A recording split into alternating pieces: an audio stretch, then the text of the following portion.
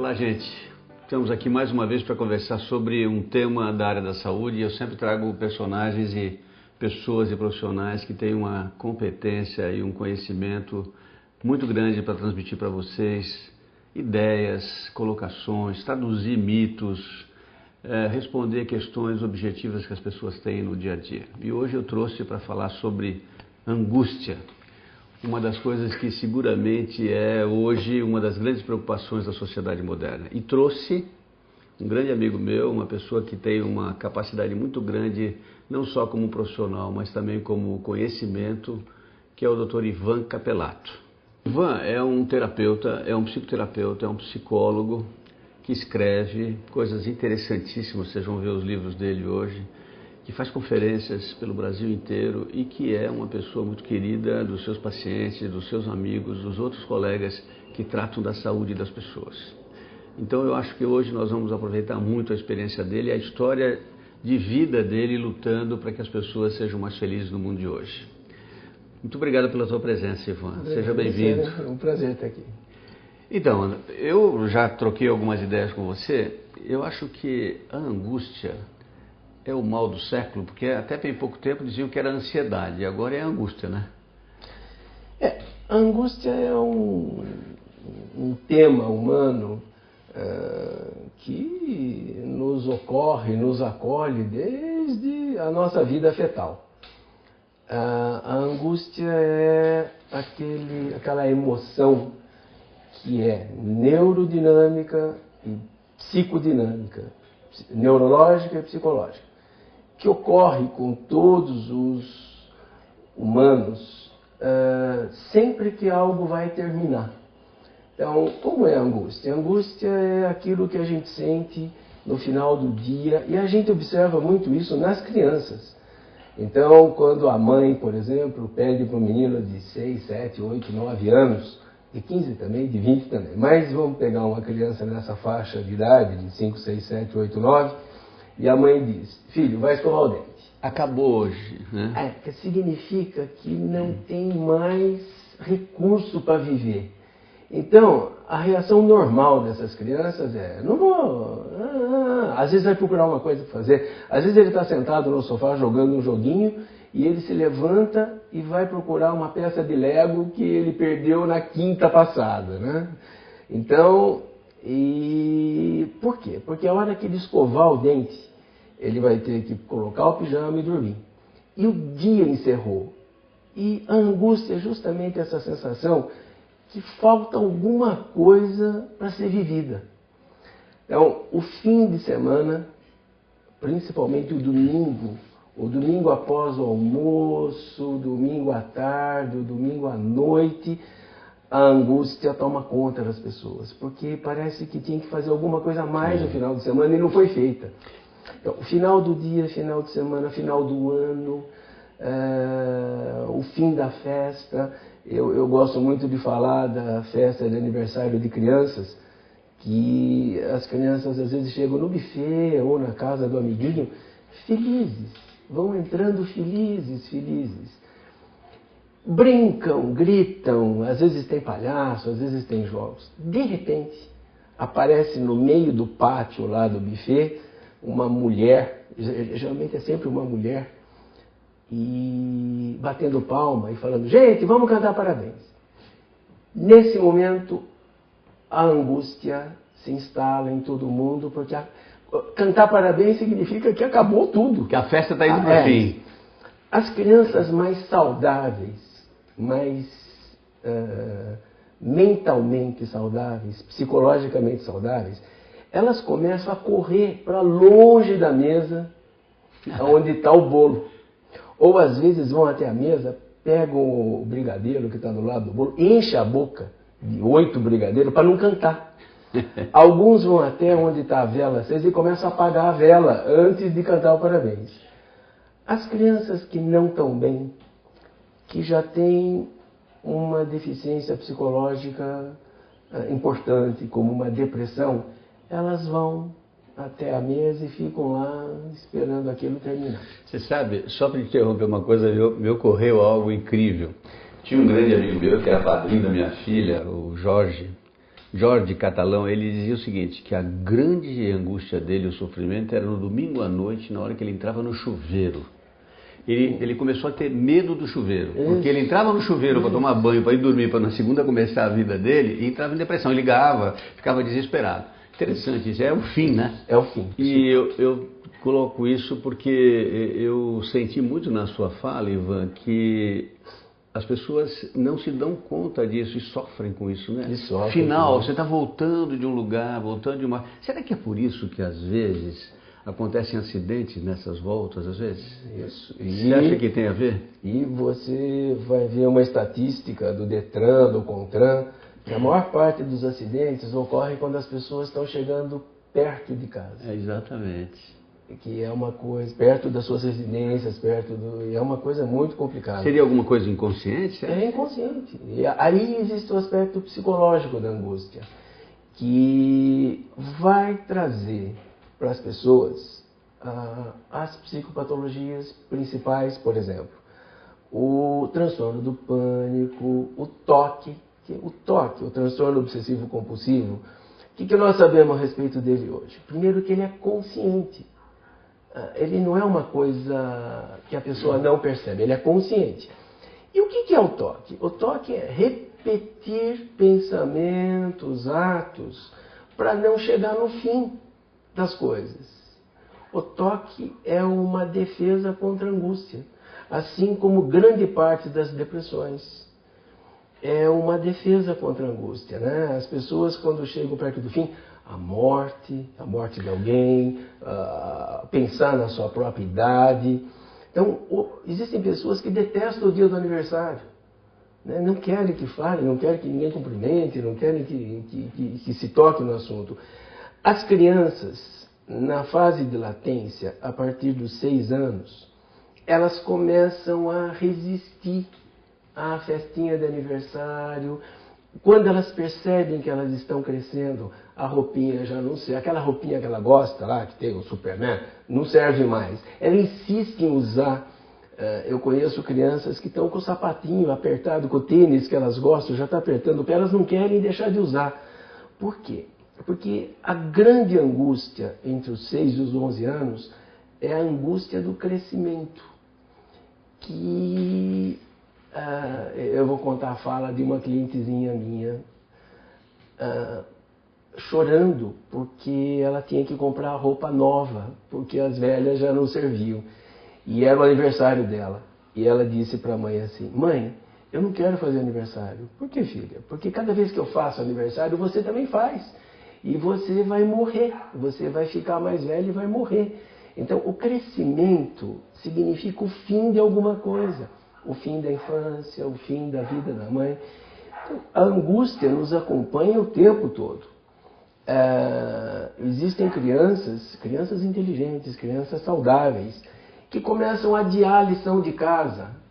Vai fazer lição, depois eu faço.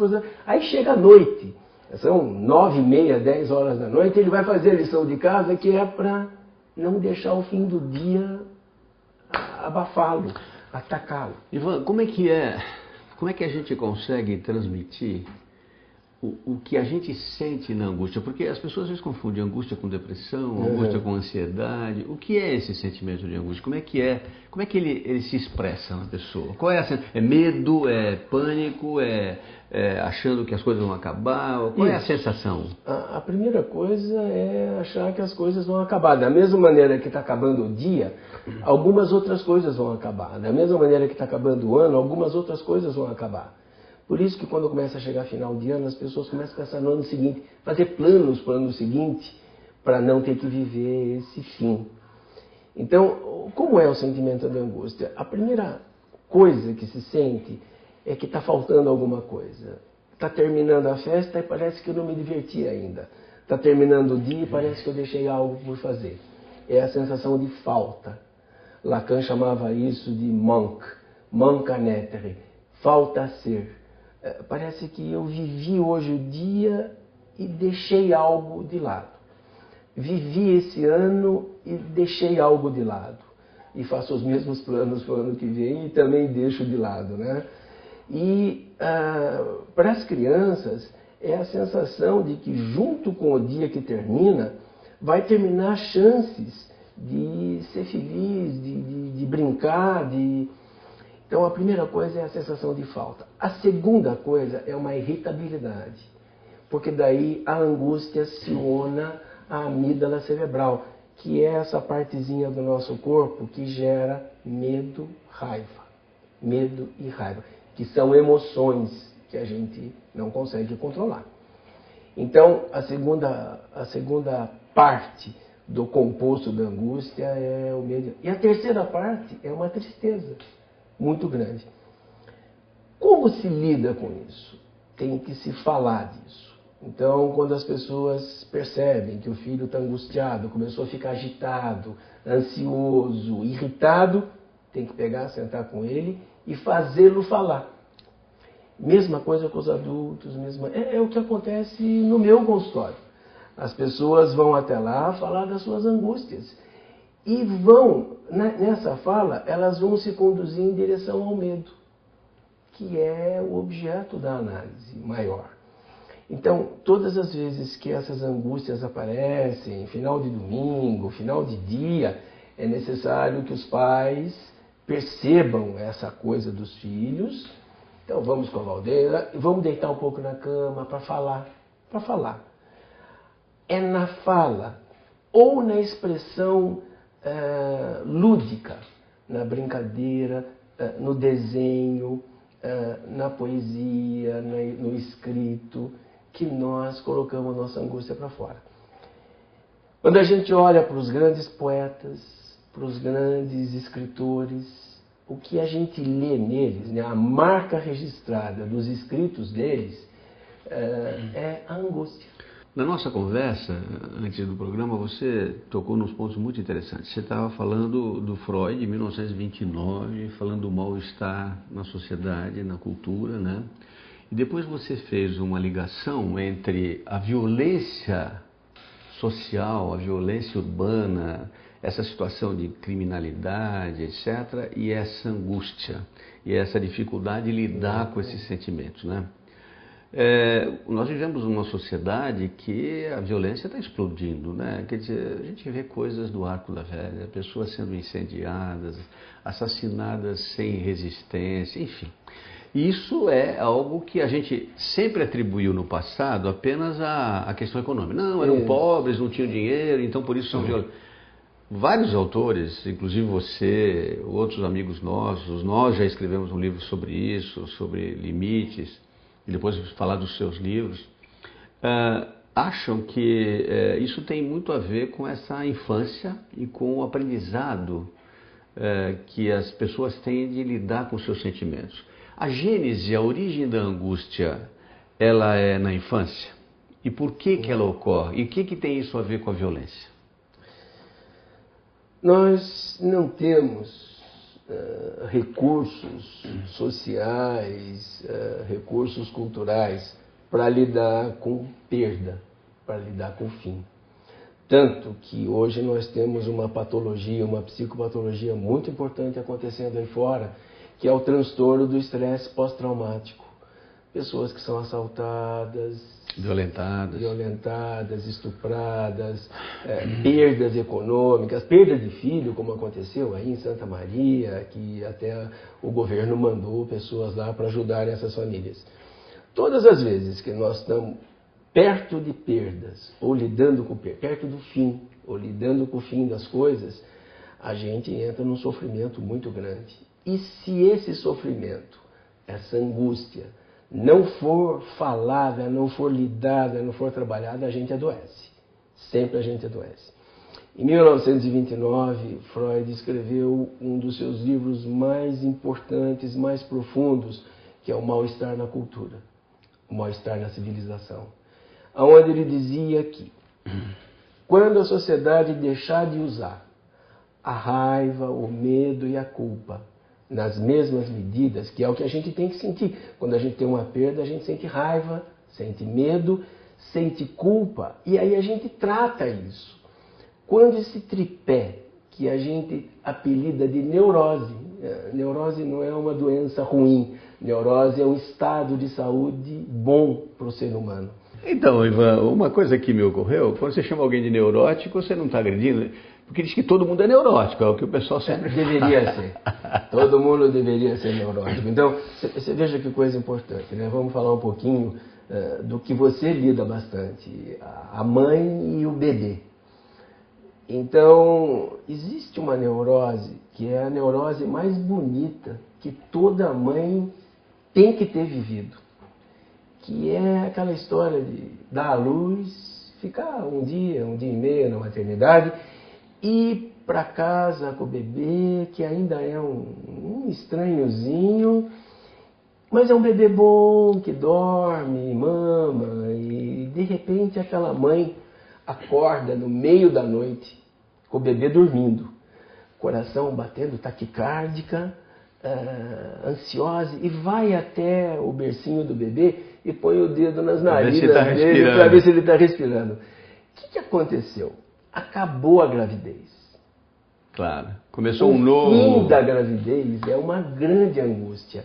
E agora ela vai se ligar neuroticamente, né? É uma neurose, neuroticamente a seu filho, que é como todo pai tem que se ligar. Com raiva, né? Briga com o filho, medo e culpa. A culpa faz a gente fazer uma coisa chamada reparação, né? A gente briga tal, com as pessoas que a gente ama, que é normal. Depois a gente vai lá e pede desculpa e resgata o relacionamento. Então, a neurose tem que ser o nosso estado de vida psíquica normal. A gente tem que sentir raiva das coisas, que é normal, a raiva é uma emoção normal. Ou seja, placidez, perfeição e serenidade constante não existe. Significa indiferença. É muito bom isso. É indiferença. E que as pessoas não se dão conta disso. Não se dão Ficam conta sonhando disso. em ser plácido, né? Santos. E não existe isso, né? Não. Mesmo lá, os monges do Tibete, para eles poderem ter paz, eles têm que estar no alto da montanha sozinhos. Porque se tiver um outro, eles brigam. Então, essa história da placidez é uma grande invenção da sociedade média, onde tudo era muito calculado, muito hipócrita.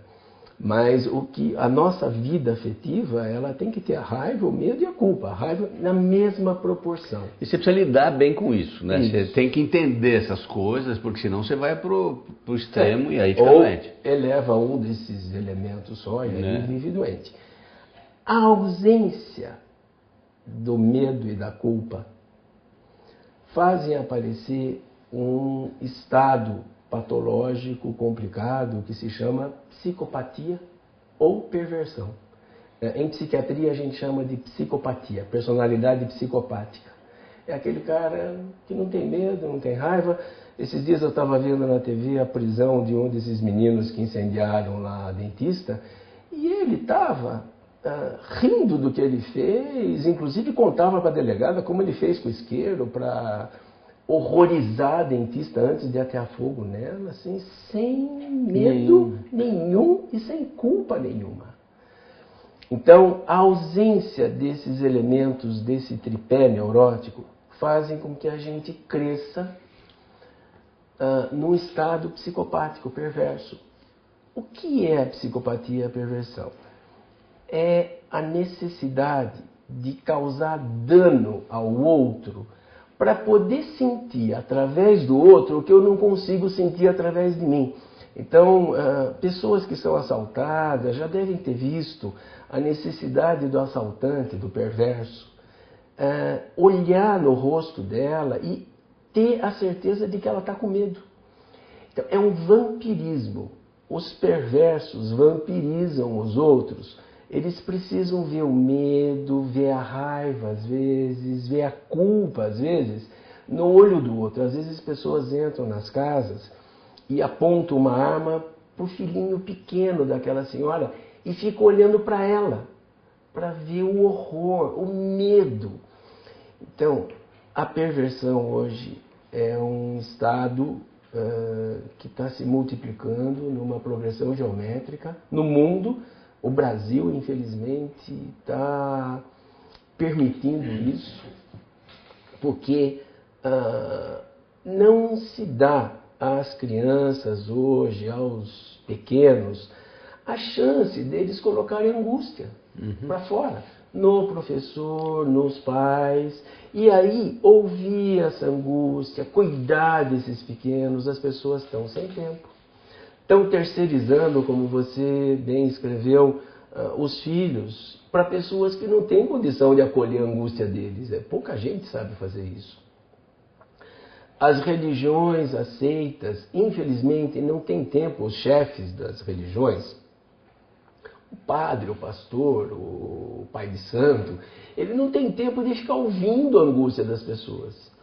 A Igreja Católica, antigamente, ela tinha um serviço maravilhoso para poder canalizar a angústia dos seus fiéis, que era a confissão, que as pessoas se ajoelhavam lá para o padre e falavam. Eu me lembro quando eu era garoto, que quando eu ia fazer minha confissão e comungar, eu me sentia leve, eu voltava achando que eu era maravilhoso, né? Logo em seguida acabava, né? Mas daí voltava. Né? Então o padre que sentava naquele lugar lá, que eu não sei o nome... Confessionário, ele acolhia a angústia das pessoas escutando. E depois ele mandava fazer uma oração e perdoava os pecados. A mãe tem que ser essa agora a dona da confissão dos filhos. Né? Quando um pai percebe que o filho está agitado, está nervoso, raiva, medo, ele tem que parar o que ele está fazendo e ir até o filho e fazer esse filho falar. Às vezes ele está sofrendo bullying na escola, às vezes ele está indo mal na escola, às vezes ele está com sofrimento. Alguns adolescentes hoje têm angústias terríveis, porque às vezes são o mais baixinho da classe, todos os outros já estão no estirão lá, ele ainda está pequenininho. Essa angústia é terrível. O tamanho dos seios nas meninas, o tamanho do pênis nos meninos, o tipo de cabelo. Né? Outro dia uma menina de 15 anos que tentou um suicídio. E eu estou acolhendo ela em terapia, ela me dizia assim: tio, eu tenho cabelo ruim. Cabelo ruim? Meu cabelo não fica liso. Então, você vê, a sociedade pós-moderna, ela começou a ser tão competitiva, tão estética, pouco ética, pouco afetiva. Preocupada com a imagem, né? Com a coisa do que você mostra, né? Não do que você é, né? E as pessoas são aquilo que os olhos dos outros determinam. Então, tem que ser loira, de olho azul, rica, né? O dinheiro hoje entrou. Por isso esses meninos aí fora, eles não assaltam por necessidade de fome, ou eles assaltam pelo excesso de angústia. Tanto que eles roubam qualquer coisa, eles fazem qualquer coisa e causam dano. Tem que dar um tiro em quem eles estão assaltando para ter aquela sensação que eles viveram o fim de algo. E nessa linha, né, entra um pouco coisas que eu tenho também pensado, tenho escrito. A gente escreveu um livro junto, né, que eu vou mostrar o primeiro livro do Ivan aqui, que é o Cuidado, Afeto e Limites, que é um livro, uma combinação possível, que fala um pouco da educação, da colocação dos limites. Uma coisa que a gente sabe e vê cada vez mais frequentemente, né, Ivan, é que a violência não está mais colocada numa classe social, ela se espalhou. Né? Isso porque tem a ver com todo mundo tem esse sofrimento, todo mundo tem essa falta de atenção, de carinho, e às vezes pessoas que teoricamente tinham uma vida muito fácil economicamente, não tinham afeto, não tinham amor, não tinham cuidado, né? E aí a angústia e essa violência cresce muito. Né? Exacerbada. Essa é uma coisa fundamental. Nós estamos nos aproximando do finalzinho desse programa, né? Depois nós vamos fazer outro programa com você, que a gente vai trabalhar um pouco mais. Para fechar um pouquinho esse programa, nós vamos conversar hoje, nesse finalzinho, um pouco sobre... muito bem, se essa angústia existe e se a causa dela vem desse medo do fim, ela tem solução? Solução, não. Ela tem um trato, se trata essa angústia, que é a necessidade das pessoas ficarem junto com seus filhos, com seus maridos, suas esposas. Aliás, essa é a função do casamento, né? Um ouvir a angústia do outro. Então a gente precisa falar disso.